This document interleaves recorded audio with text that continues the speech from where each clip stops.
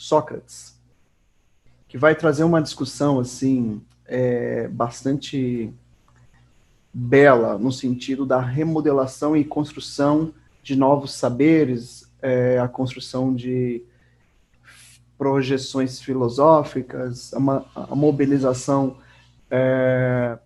racional em torno daquilo que se pensa a filosofia, daquilo que se entende como filosofia, não somente nos grandes moldes, cientificamente falando, mas trazendo um pouco mais para a nossa proximidade humana, um vínculo, uma ligação que vai também proporcionar uma reflexão sobre a nossa capacidade humana no que se refere à disposição para o pensar. Tá? Então eu preparei esse material tentando ser o mais dinâmico possível, tentando propor aqui algumas reflexões mais direcionadas, porque o Sócrates ele parte de alguns princípios que nós já vamos ver aqui, que são bastante fundamentais para que seja de fato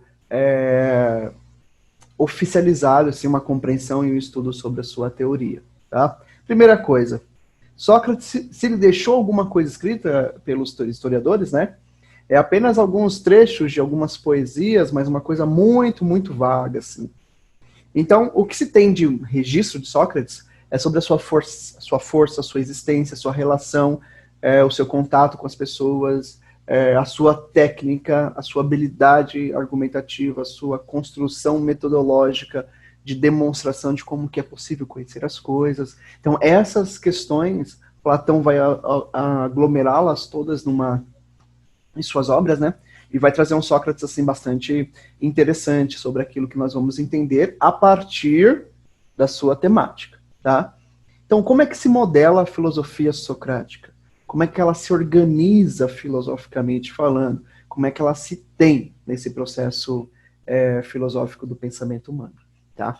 Então, primeiro, nós temos aqui um tópico referenciado à refutação, ou seja, o que é isso? Né? É o sentido que Sócrates vai dar para a investigação, para o pensamento, para a reflexão, para a remodelação das coisas. Como é que isso acontece? A partir do princípio da refutação. Interrogação, indagação, questionamento sobre as verdades instauradas como absolutas em determinados contextos. Então, um exemplo. Sócrates, quando queria discutir justiça, lei, ele perguntava a um magistrado o que era uma lei.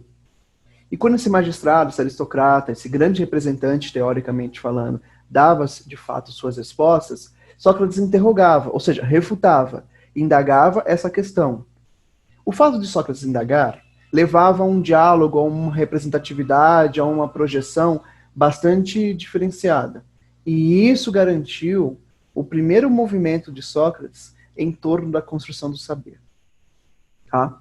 Segundo, isso nós vamos falar durante a aula de hoje. A maiêutica socrática é o clássico, isso vai ter que ficar muito claro para nós hoje.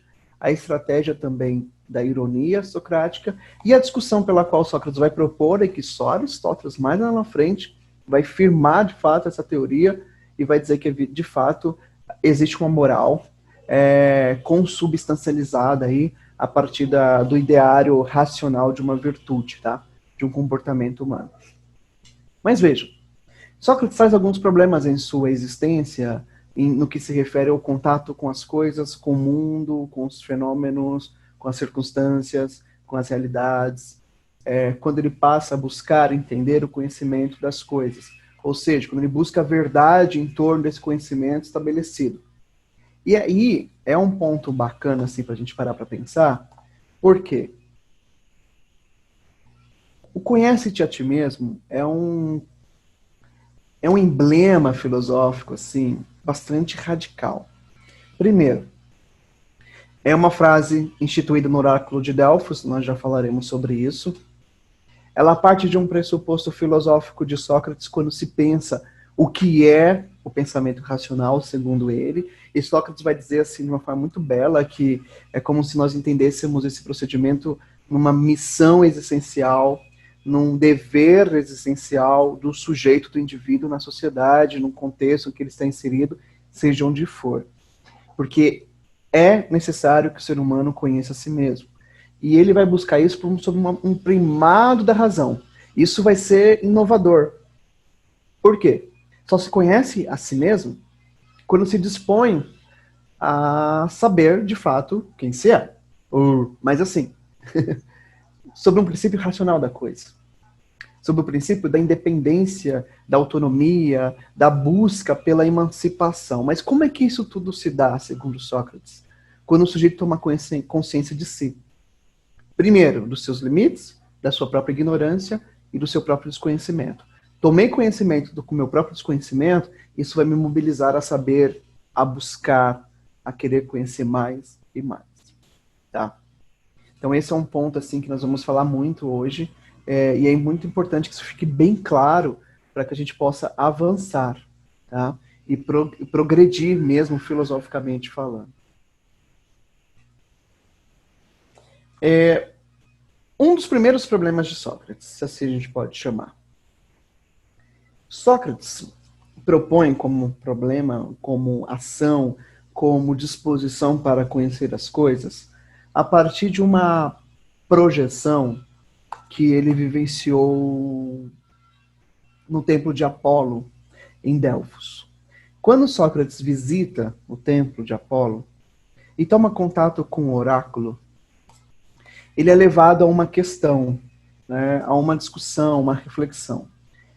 E no oráculo de Delfos, nós vamos ver já já, não havia de fato verdades instituídas, modeladas, determinadas, firmadas para atribuir ou doar para aqueles que haviam ali solicitado a ação do oráculo, essa ação mitológica, essa ação cultural daquele território, em Delfos. Delfos é uma cidadezinha lá, um vilarejo hoje. E aí, quando Sócrates, como muitos outros, chegam nesse lugar, é um lugar montanhoso, bonitinho, tá? Hoje é tombado com patrimônio histórico. Somente no século XIX ele foi retomado a pesquisa, aí um estudo mais radical no que se refere a vasculhar, a buscar dados mais efetivos, tal. Mas a história desse espaço significa da seguinte forma: Apolo derrotou a Piton, a famosa serpente de fogo, né? E ela, quando derrotada nesse espaço, ela lançava fogo. Tá? Quando derrotada, aí cria-se esse espaço, esse território, esse imaginário grego nesse contexto de contato também com Apolo, com todos os deuses. Era um ponto alto, dava credibilidade, tinha algumas manifestações da natureza. Então eles tinham essa verdade aí instaurada culturalmente pela tradição grega. Essa tradição dizia que todo aquele que fosse até o templo de Delfos, de Apolo, desculpa, em Delfos, poderia ter um contato com o oráculo, e o oráculo poderia propor aí alguns enigmas, algumas adivinhações, algumas questões, e fazia com que a pessoa pensasse um pouco sobre as coisas. Lembrando, não eram profetas, como alguns teóricos e historiadores chamam, até porque eles não diziam o que ia de fato acontecer, mas eles traziam questões. E essas questões mobilizavam o comportamento das pessoas, culturalmente falando. É como se hoje fosse um templo religioso. Desculpe usar esse exemplo, tá? Mas aqui, por exemplo, temos um absurdo. Ao consultar a Pitya, né? A Pitya aqui, ó, a representante, né, do oráculo,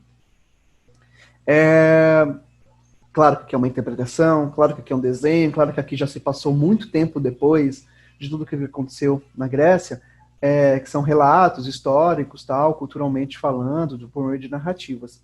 Mas aqui nós temos algumas características importantes.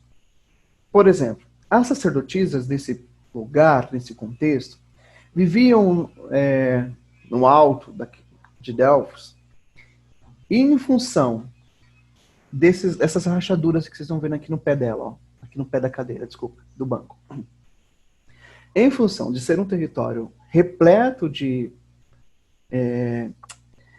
manifestações vulcânicas, gases naturais desses vulcões eram lançados nesse espaço. Para quem já viu o filme 300, o primeiro, vai ter uma cena que o Leônidas, ele vai até, se não estou enganado, vai até o oráculo buscar orientações, informações e tal. E a pessoa, os oráculos, ou, né, os órficos, como eles eram chamados, acolhiam a pessoa que ia até o oráculo e eles tinham deformações corpóreas. Essas deformações se davam em decorrência desse gás. Isso é estudo científico, tá? E aí as pessoas iam perdendo a sua beleza, como as mulheres eram belas, as mais lindas, tal, e ficavam ali trazendo os contatos, trazendo as informações que eram provenientes dos deuses, de modo especial de Apolo, mas que na verdade era um vislumbre, uma loucura atribuída ao gás que, ao ser inalado, levava a pessoa a um transe existencial. Então, nesse sentido, havia aí uma disposição desses gregos, culturalmente falando, de ir a esse lugar para consultar os oráculos, para refletir, para participar de rituais para Apolo, manifestações e cultos e assim por diante. Tá? Essa é uma questão mais cultural, mais tradicional, que movimentou um pouco Sócrates. E que sentido movimentou Sócrates? Quando Sócrates é questionado nesse território, ele não dá uma resposta ou traz uma filosofia ou um pensamento assim, uau! Ele diz, só sei que nada sei. E esse processo do saber que não se sabe desconstrói muitas coisas, inclusive as verdades científicas absolutizadas naquele espaço. E Sócrates começa a trazer uma coisa que vai ser inovadora no procedimento filosófico, que é pensar o início da sabedoria não se dá por afirmar que se sabe alguma coisa, mas, inicialmente, em compreender a própria ignorância. Esse é o primeiro ponto. Tá? É preciso saber que não se sabe de nada. Esse é um exercício socrático muito utilizado por aí nas práticas filosóficas, nas ações, porque é um processo inicial pelo qual todos nós partimos para conhecer as coisas. Então, o primeiro exercício filosófico proposto por Sócrates é buscar, nessa filosofia socrática, um direcionamento para essa sabedoria, para esse conhecimento. Mas esse conhecimento, ele primeiro precisa, como está dizendo aqui, reconhecer a própria ignorância. Esse foi um exercício que não foi muito bem focalizado, segundo Sócrates, nos que antecederam ele. Porque todos traziam suas verdades culturais ou tradicionais como absolutas, mas esqueciam que por trás dessas verdades também existiam muitas outras percepções, indagações, relações com aquilo que se atribuía à verdade. E Sócrates, a primeira questão que ele traz, que vai ser reveladora, é esta: reconhecer a própria ignorância. Ponto. Como é que se dá isso? Né? Quando eu tomo consciência que, de fato, para eu conhecer algo, eu preciso me dispor a esse algo de uma forma ignorante. A ignorância para Sócrates é a falta de informação, tá, galera? Isso vai ser retomado em várias outras questões. E para Platão também. Não é aquela resposta curta, grossa, sem sentido, que vai gerar um certo impacto emocional. Não. É uma questão de falta de informação e conhecimento. E é aí que Sócrates quer pegar todo mundo assim de surpresa e pensar. Há uma capacidade racional, humanamente falando, que tem que partir do interior do sujeito. É como se fosse uma bandeira, como eu falei na outra aula, né? Um movimento que Sócrates vai trazer em sua teoria, em sua existência, como um dever. E um dever que tem como caracterizado sob um princípio de uma missão que vai, de fato, definir que o único modo do sujeito evoluir, amadurecer, é pelo esclarecimento intelectual. Ou seja, tomando consciência da própria ignorância, buscando, por meio da razão, emancipar-se intelectualmente para que possa ser viável compreender a realidade que estamos inseridos, compreender as coisas como elas de fato acontecem. Tá? E aí, nesse sentido, ele vai trazer a percepção do humano quando se busca, quando se dispõe ao saber, sobre uma projeção que ele vai mobilizar naquela perspectiva da consciência. Essa percepção da consciência vai ressignificar muita coisa. Porque para Sócrates, quem pensa, quem constrói, quem tem uma disposição para entender é a consciência. E a consciência é a alma humana. essa alma ela tem que ser modelada intelectualmente para uma ação moral e uma ação filosófica. Então, não é dada a essa alma o direito racional ou uma questão moralmente, comportamentalmente na sociedade. Ela é modelada, ela é construída, ela é adquirida, ela é refeita, ela é construída, desconstruída e assim por diante. Tá? Só que quem é que vai guiar essa alma? Quem é que vai guiar essa consciência? É a razão. E é essa razão, e é essa força intelectiva que vai mobilizar com que esse corpo tenha as suas ações. E é interessante nós pararmos para pensar, porque isso vai percorrer toda a Grécia Antiga. Vai chegar em Aristóteles. E mais tarde nós falaremos sobre Aristóteles, né? Mais lá na frente, no próximo bimestre. E nós vamos nos deparar, por exemplo, com perspectivas e projeções em que o filósofo, ao olhar para si, ele precisa se reconhecer. E se reconhecer significa também entender quais são suas capacidades virtuosas e quais são seus vícios, suas paixões, que vão trazer implicações para esse corpo, para essa existência. Tá? Então, a virtude da alma, ela é necessária para que torne essa alma perfeita. Essa virtude é dada? Ela é instituída? Ela vem com a nossa natureza? Não. Mas ela pode ser desenvolvida. Tá? E nós vamos chegar lá. O autoconhecimento também é um procedimento filosófico, segundo Sócrates, que só vai ocorrer se de fato eu tiver uma disposição racional para agir. Então, essa disposição racional que nós falávamos aqui atrás, ó, na perspectiva da personalidade intelectual e moral, vamos voltar lá. Esse conhecimento intelectual e esse conhecimento moral de um autodomínio sobre a ação vai me tornar livre. Segundo Sócrates, há uma projeção da liberdade humana quando ela é caracterizada sobre esse princípio da virtude. Essa virtude que vai coordenar essa ação, esse comportamento. Ah, mas eu não sou justo, eu não tenho a capacidade da bondade, não tenho a capacidade virtuosa da paciência, eu não tenho coragem, por exemplo. São virtudes que podem ser trabalhadas e que, segundo Sócrates, muitas vezes estão alimentadas pelos vícios, pelas paixões, pelos instintos, e que nós, de fato, né, desconhecemos essas questões e não damos a elas a devida credibilidade para a reformulação, que só vai se dar a partir do procedimento que eu olhe para mim mesmo e digo que nada sei. Então, o não saber vai me mobilizar a buscar saber e vai me levar a pensar sobre outras projeções e conhecimentos sobre as coisas. Esse fenômeno do não saber, para Sócrates, ele é muito caro e ele é extremamente filosófico. Tá? Primeiro, é por meio do diálogo que essa figura do não saber se instaura. A alma livra-se da ignorância, livra-se do procedimento tradicional, cultural, mobilizado lá no nosso contexto, nosso miolo existencial, e que, por vezes, ele é caracterizado pela ignorância. Lembrando, o que é ignorância para Sócrates? A ausência de formação, a ausência de conhecimento. Tá? Ela vai gerar outras implicações, mas aqui, a figura de não saber precisa ser ultrapassada sobre aquela ideia que nós temos de vergonha, de receio, de, moxa, eu vou me expor, né, dizendo que eu não sei tal coisa. Qual o problema? Qual o problema? Entendem? É essa a questão. Para Sócrates, a sabedoria humana ela vai se revelar quando o sujeito se dispõe a conhecer as coisas e reconhece em si que nada sabe. Por isso a célebre frase, né? Só sei que nada sei.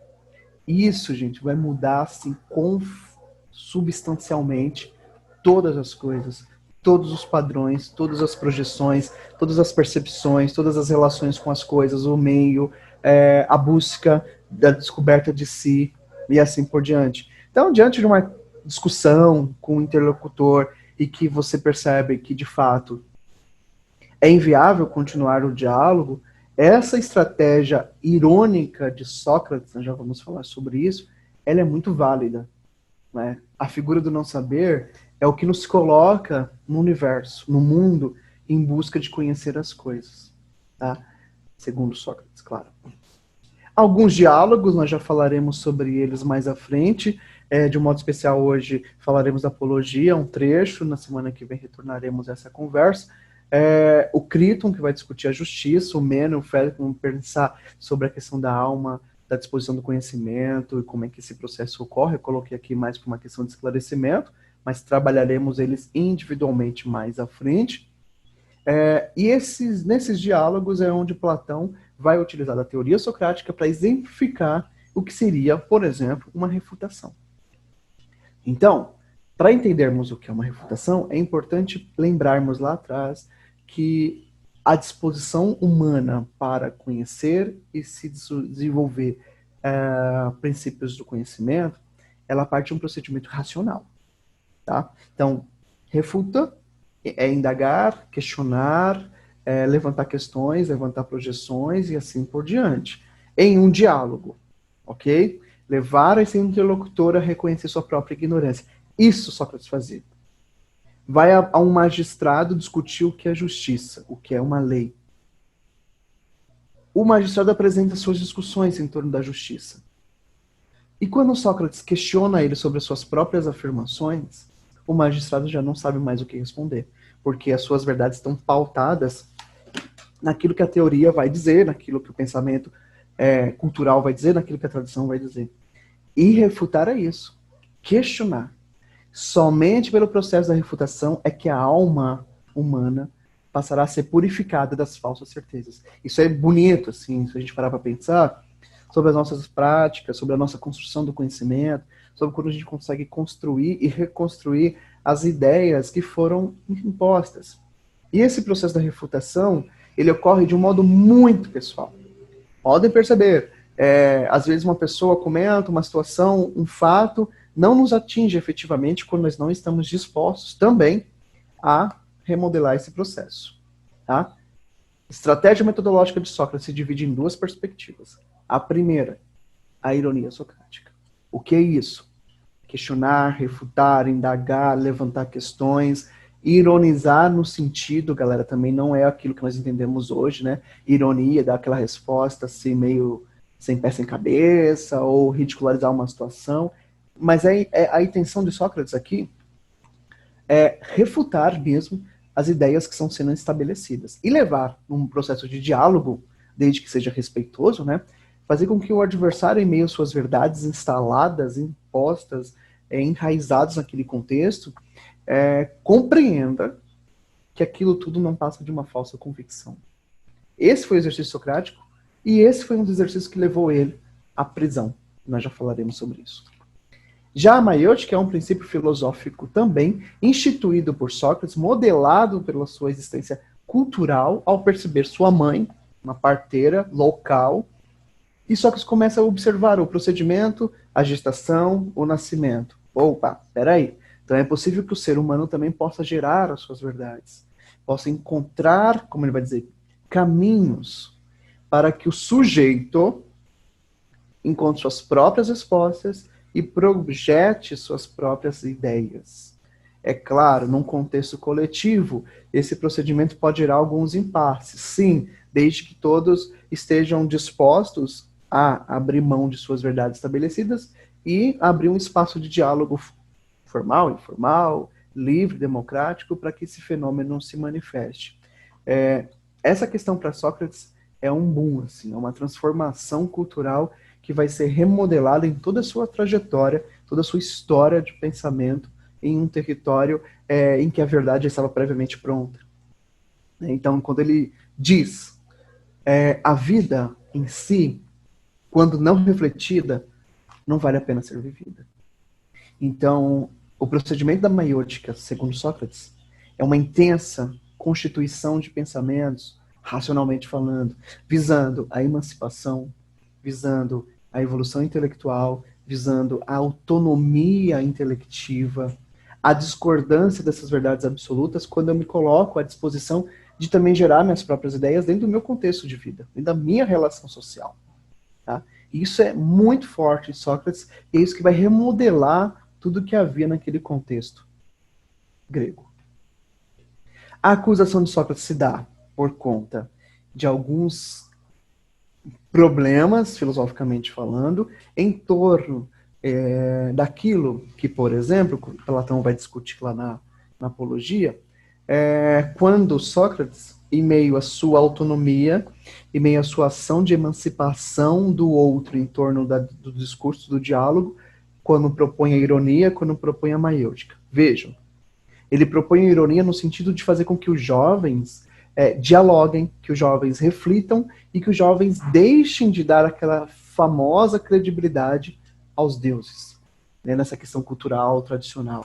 Quando Sócrates propõe isso, ele começa a ser perseguido pela grande massa de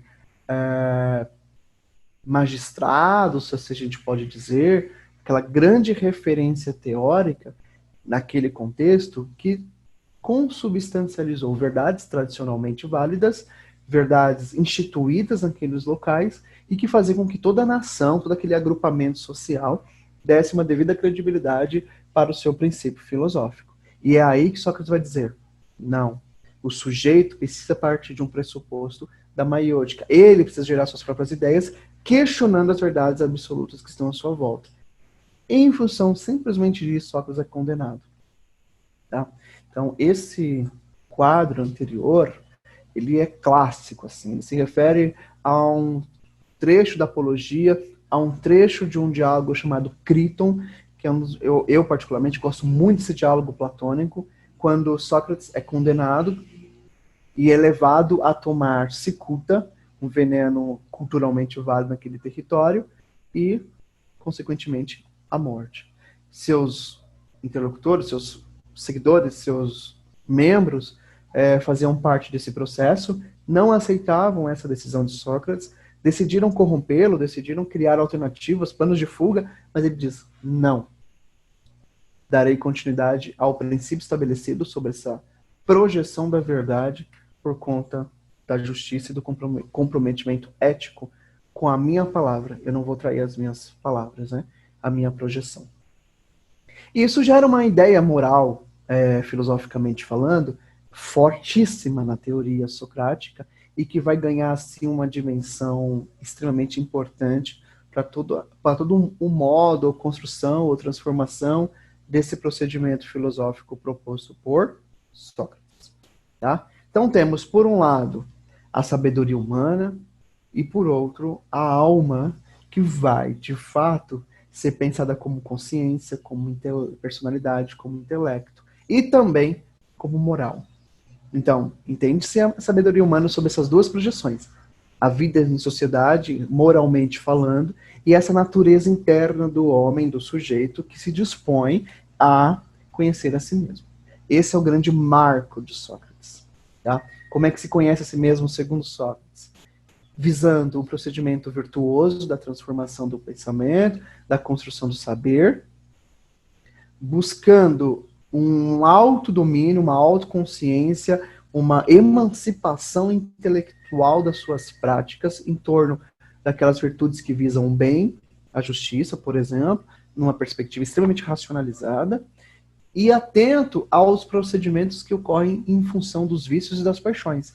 Isso para Sócrates é muito caro, é muito severo, assim, quando ele para pensar sobre esse procedimento racional que vai mobilizar o comportamento humano, a ação social, mas que vai gerar um alerta para o sujeito pensar, pera, estou agindo de um modo errôneo.